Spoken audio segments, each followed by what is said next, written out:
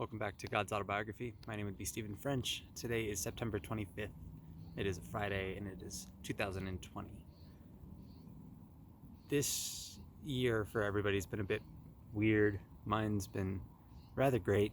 I've learned a lot and I've been seeing opportunities to learn more, and it's a little bit scary. As I've mentioned in previous things, I've been learning from psychedelics. I've been trying to push my mind, push my beliefs a little bit, and I've never had a bad trip. Nothing that I could really describe as one. I've had a really uncomfortable start to a trip, but I was able to kind of calm that down. But I've experienced a couple people's bad trips. One of them I think I've talked about before. It was a little bit more than a year ago.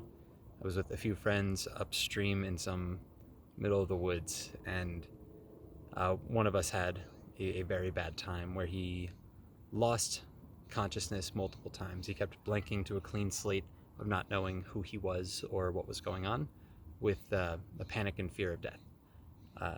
With LSD, that 8-10 hour exploration, and within 3 hours he had gone through the worst of it and then all the way back, and the rest of the trip was fine. I didn't know what was going on. I was rather scared. Some rather big psychonauts in my friend circles, they had never seen anything like this. But everything ended up being fine, and it was very interesting. Then a couple weeks ago, a friend of mine wanted to have his first psychedelic trip.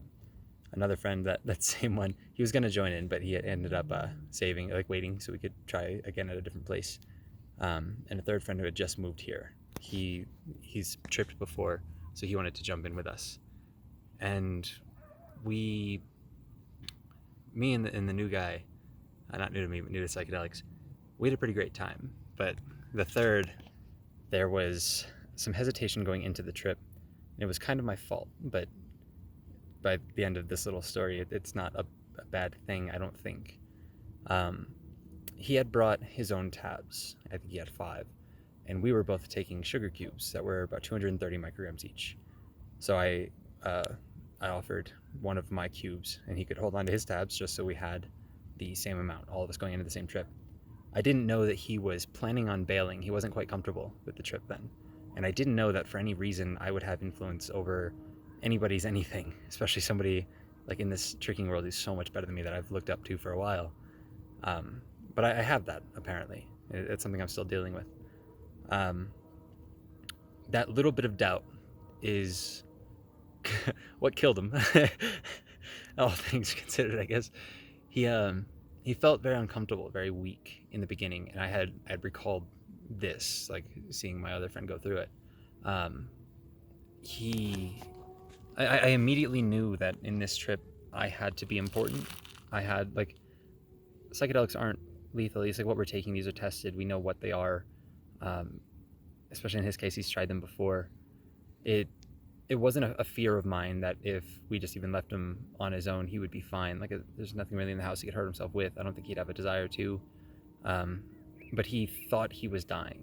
And when this happens in trips, time is really the only thing. It's if you're taking an unknown substance or a combination of substances, then you've got some real problems. But all of his problems were temporary and in his mind. And I stayed with him. I had friends throughout the night be surprised that I was tripping, and it was easily my heaviest dose. But I was needed.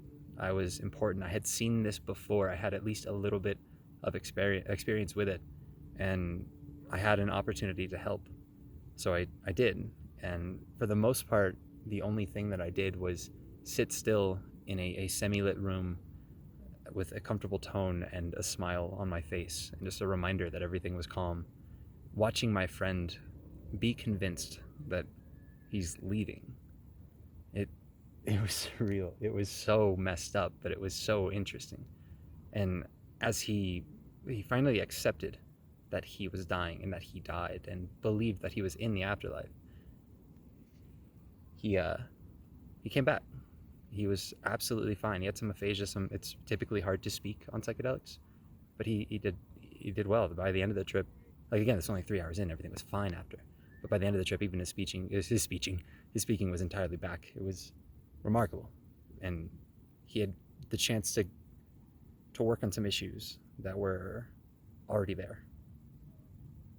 Whoa. And I got to help. And afterwards, even though I was the influence that pushed him into this trip that he fell, he needed it by his own accord. And when it was at its worst, I was a totem, a comfort, a ground, a light, a calm. I was right to be needed, and it was really, I don't know how to feel about it.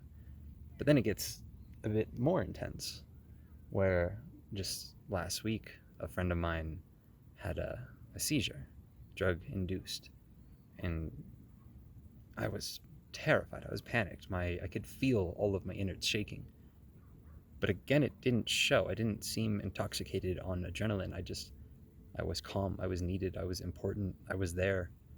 And over these last few years, I've been reading and listening and absorbing psychology and religion and psychedelics and trying to figure out things. And I'm learning that I can help. More than ever in my life, friends have been just for no seeming reason telling me that I'm important to them. And I know that they're important to me, but I've never considered it the other way around. Like, it shows up sometimes, it's obvious sometimes, but it's not something that I've ever needed to confirm for myself. It's not something that I was ever used to hearing. And now that I've had opportunities to help people, I'm hearing it a lot. I think it's really neat. This is God's autobiography. Peace.